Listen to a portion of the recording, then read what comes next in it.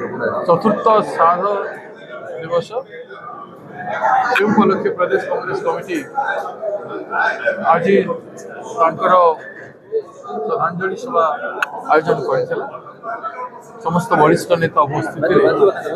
एवं समस्त दलर कर्मकर्ता महिला कांग्रेस आदि उपस्थित आज आम पालन कर श्रीयुक्त हेमानंद विश्वास केवल दुई थर विषम परिस्थिति मुख्यमंत्री थे से जड़े 40 महीन संग्राम सामाजिक न्याय पाई दलित आदिवासी न्याय पाई जिते बेले से अन्याय देखुले से समय महासंग्राम से करुले राजनीति में सम्मान स्वाभिमान को कम्प्रोमाइज कर स्वाभिमान सम्मान पाई दल प्रति समर्पण दल हाइकमांड प्रति गांधी परिवार प्रति समर्पण भावना एत मजबूत थी आत्मविश्वास को आहरी बेटी मजबूत कर अनेक बाधा विघ्न सही सर्वाइव करते राजनीति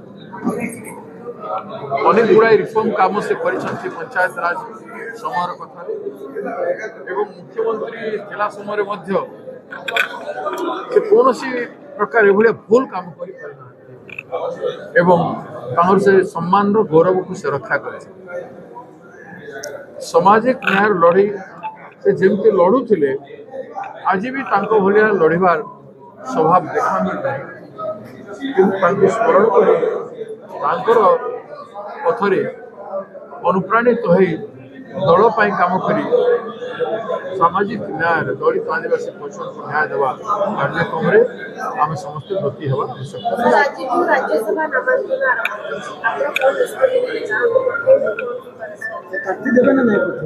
आम परदिन डिसीजन कर 28 तारीख सुधा आम डिसीजन हमार संभावना अच्छे दिल्ली जीवार संभावना चेक कर परदिन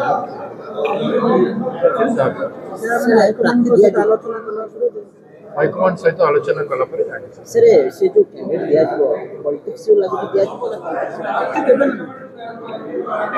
निर्भर कर मीटिंग पर आम दल देवु कि बाहर देवु हाइकमांड सहित आलोचना कलापर आम आशा कर समय दे किंतु एजाए किसी कथा कांग्रेस निश्चित निश्चित कांग्रेस लड़ी कांग्रेस निर्वाचन में सक्रिय भूमिका ग्रहण कर जोरदार चर्चा सेमती किसी